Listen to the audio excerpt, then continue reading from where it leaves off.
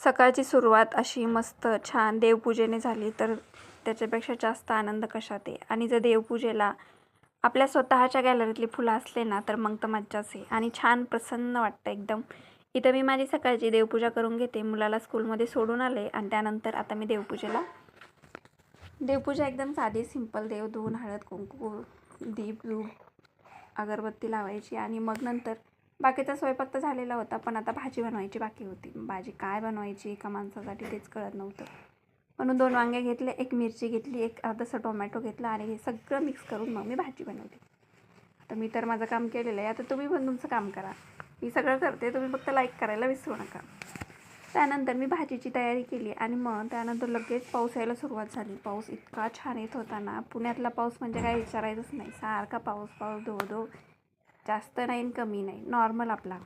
ठीक आहे, इथं माझी भाजी झाली. आता बाय बाय.